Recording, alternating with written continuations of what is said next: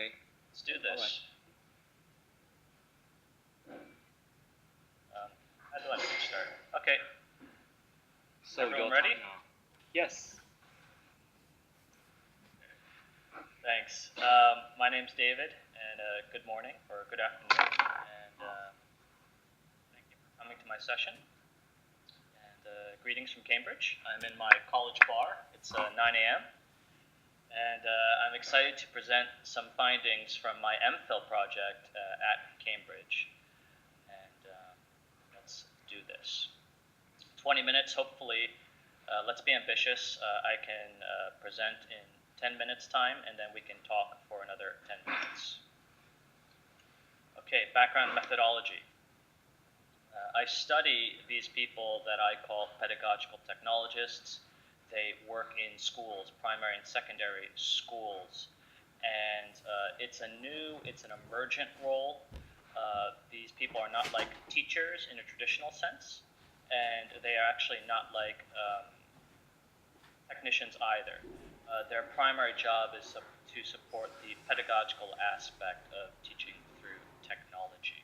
So they work with school stakeholders to change teaching and learning paradigms through technology. And my research question for my MPhil project is, what are the professional identities of pedagogical technologists in schools in Asia? And to break the research question down a bit, professional identities, plural, to suggest that professional identity is not static, it's continuously changing. There are different notions of what professional identity is, and since I have 3 cases, we'll have 3 cases of professional identities. Pedagogical technologists, I just introduced that term. These are educational technology professionals in schools, full-time, not like teachers, not like technicians. It's a new kind of job to support teaching and learning through technology. Schools, primary and secondary schools in Asia. Literature gaps. Why am I doing this? Well, we actually have a new role in schools, a new specific role to support technology integration, namely pedagogical technologists. In addition, why professional identities? Well, we actually don't know too much about these people, and maybe the people around them don't know too much about these people. And this is a battle for recognition, recognizing this role, not only within a school, but in a community, within academia. And since there actually isn't too much literature on pedagogical technologists and their professional identities, it's important for us to discover what is and what influences professional identity, particularly for these people. Okay, what is professional identity? After a literature review, I broke it down into 3 domains: competence, performance, recognition. Competence, you must know something. You must have certain beliefs, values, assumptions, and experience. And then you must perform something. It's the action, right? So we have these things inside of us, and then we manifest them through action or performance, and then other people recognize it. So, for example, right now you're recognizing that I'm speaking, I recognize that you're listening, so we have certain identities even now during this presentation. And all of this takes place, this knowing, this acting, and then this kind of feedback or recognizing within a community of practice. And the community that I'm talking about now is this wider educational technology community, international schools in Asia. So they have certain norms, certain practices, certain competencies that are recognized, and we're going to discover what they are or what they are not. Okay, so how did I conduct this study? I had primary interviews with pedagogical technologists, 3 of them, since I developed 3 cases, and that is where the bulk of the data came from. And then I started to triangulate what I discovered in these primary interviews with secondary interviews with these pedagogical technologists and other stakeholders as well. I also looked at documents, I also looked at observations, and it was in this order, from the base to the top. Okay. Ultimately, I developed 3 cases, and we're dealing with pedagogical technologists in schools in Asia in what I call a community of practice amongst international schools in Asia. And I developed cases based on experience and aims in the community. And I'm going to focus on Sue. And Sue is not a new pedagogical technologist. She is quite experienced. And within this community, she is not following traditional norms, but in fact trying to work within the community to change the community, to change the norms, to change the kinds of performances that are recognized in the community. So in order to be a PT, you have to usually do these kinds of things. Well, she's trying to change what it actually means to be a PT, or how to be recognized as a PT. All right, so let's talk about Sue. She is developing a counter recognition. As I mentioned before, she's working within the community to change the community, to change how people perceive what it means to be a PT. Why? Because her professional identity is very much ridiculously influenced by her being a woman. And that is a very, very important finding, a key finding for her case. And she has goals for her counter recognition of purpose and meaning in trying to change the community. That. Okay, so why is this a problem? Why is she developing this counter recognition? Because she argues, based on her views, that the traditional recognition of what a PT is in this community has a lot to do with gender, has a lot to do with sexualization as well. Sexualization is a recognized performance in the community, and she gives several examples of how there's sexualization that marginalizes women in this community. And she likens it to this pastry with many different layers of sexualization and misogyny that need to be waded through to even be recognized as a PT, or that just happens. And here are some choice quotes about recognized performances.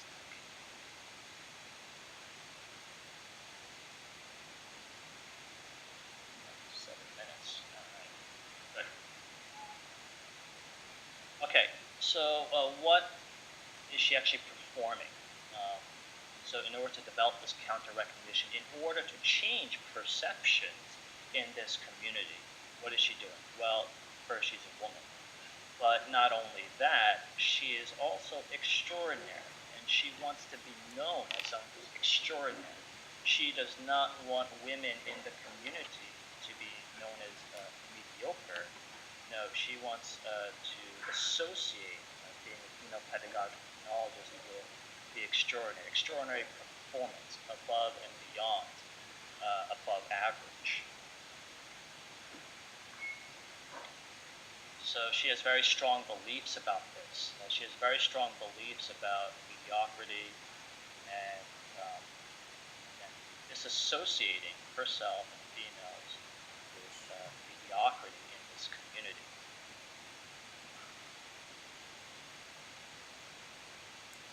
And what support is there for this? I mean, how much of what she says is true? And these are quotes from a former school principal. She used to work at this school, and I interviewed the school principal. And I think these are very important quotes because the principal is not really a part of this community, this educational technology community. Yet this principal still recognizes Sue's extraordinary performance. In fact, I think the principal actually is an appropriate assessor because that is what the principal should do, assess people's performance in view of the school's goals. So this principal recognizes that Sue, in fact, has extraordinary performance in integrating technology in this school. Okay, now I'm going to talk about a few other performances that Sue has done in her career to, again, develop this counter recognition. There's actually purpose and meaning for her, for example, in going out to the Middle East and then going to Colombia.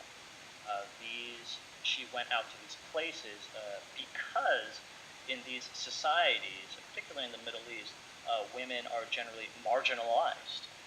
And it's not just a matter of educational technology, professional development, access to technology. It's actually just a general societal marginalization, she argues, for which reason she went out there to be a role model in the Middle East and also in Colombia. In Hong Kong, when she was a pedagogical technologist in schools, she did certain performances in her schools that, again, helped to develop the counter recognition. She developed more pedagogical technologist roles in her schools, and she placed females in those pedagogical technologist roles. She was very careful to work with females and to employ females and to select females to replace her when she moved from school to school.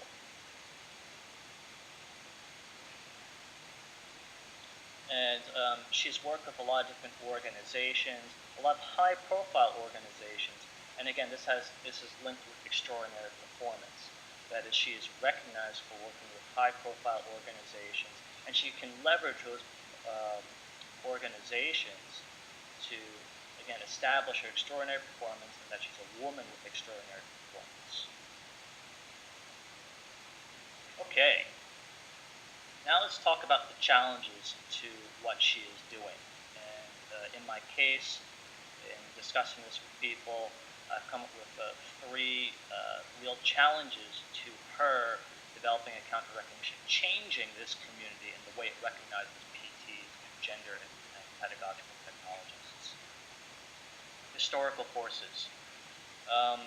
Just having an understanding of how this educational technology field emerged, it came from, and it's hard to disassociate from, hard sciences, computer sciences, maths, programming, and as these fields are still somehow linked, the idea of technology is still linked with men, so there are still more men who are interested in technology and educational technology and being a pedagogical technologist. So we're dealing with a history, a continuity of, a legacy of men being in certain fields, and because of that, influencing that men are in this field as well. There's a lot of ignorance too.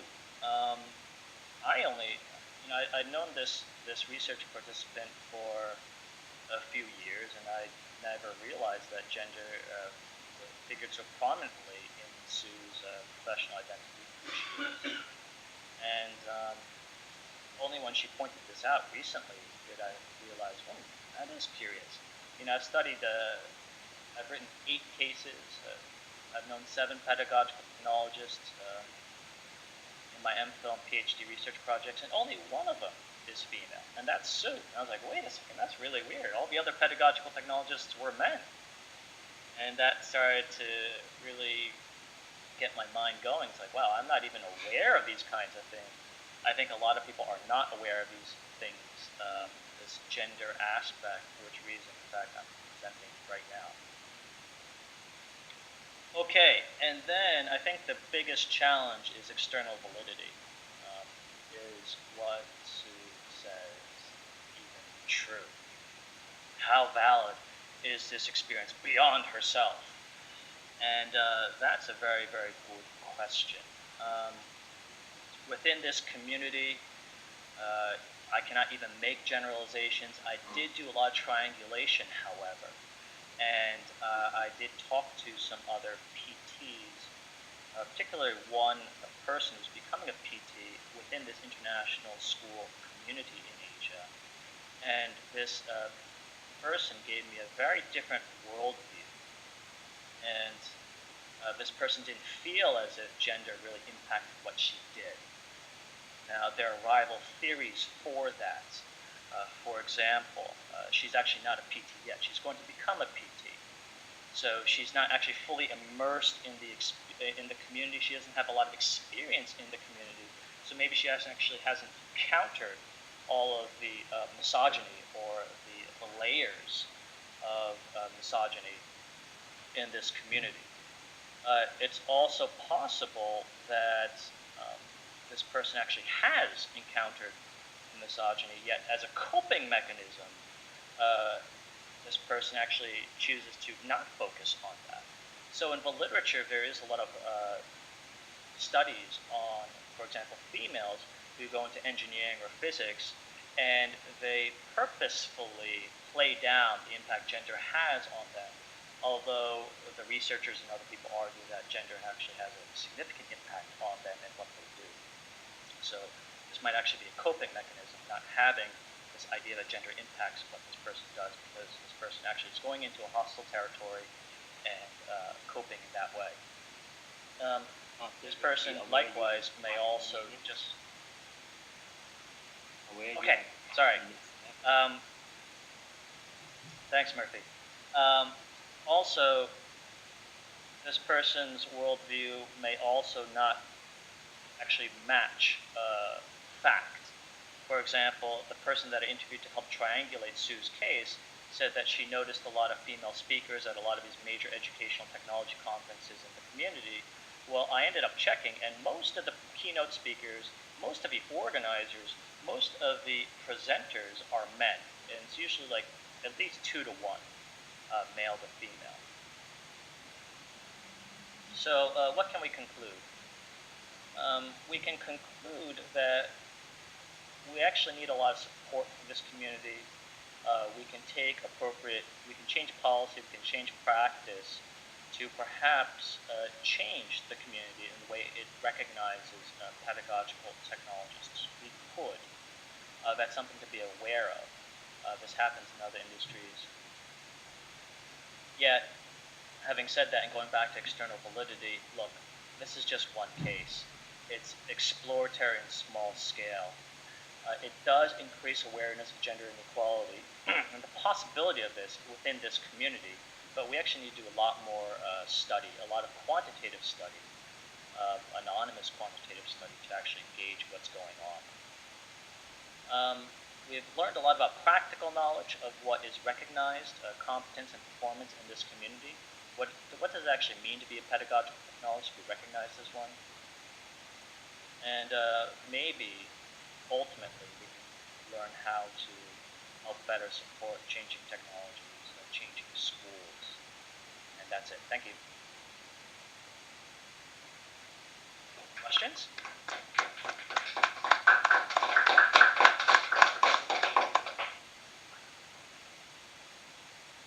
Let's see you guys.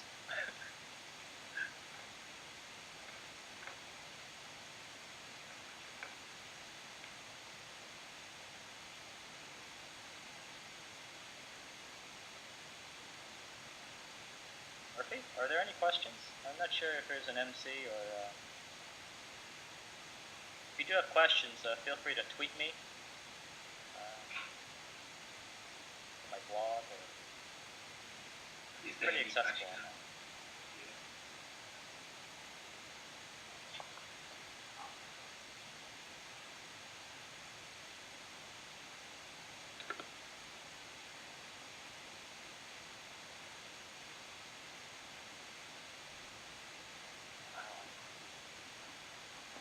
Hi, James. This is Daniel. I'm a researcher as well myself. Can you hear? Can you hear me? Can you hear? Yeah, I can hear. Thank you. Yes, I can hear you, Daniel. Okay. You mentioned you did these 3 studies. What type of methodology are you using? Like, is it case study approach? Yes. Or is it like ethnography, or what type of approach did you, and how long did that take place altogether, when you from start to completion, from a data collection standpoint? Can you hear that question? Okay. I used case study research approach. I found 3 research participants while I was formulating what to research.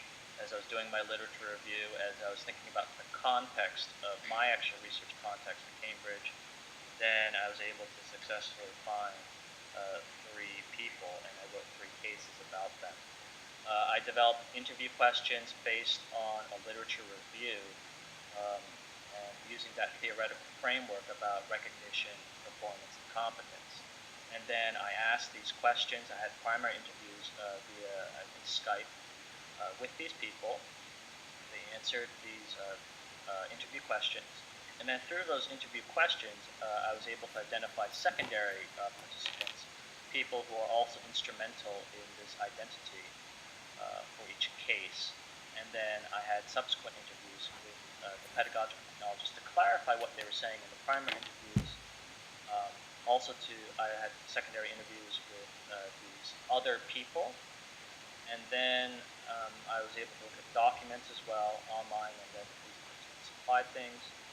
And ultimately, I also made site visits too. So I went to Singapore, and I went to Hong Kong to see these people, and then I wrote up the. Did I answer your question?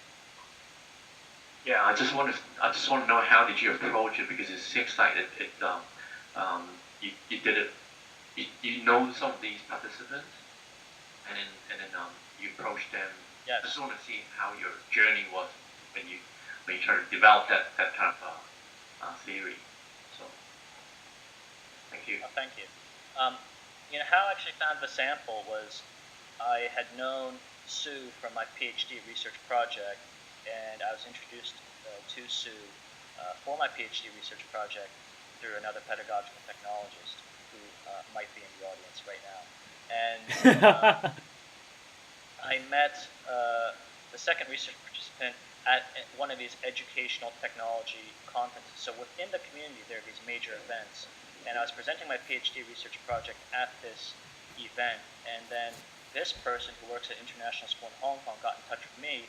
And because of his interest in understanding who he is in the school, his professional identity interest, I actually came up with this MPhil research project to study professional identities of PTs.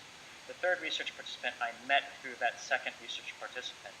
In fact, before data collection, I'd never met this guy before. I met him through Twitter.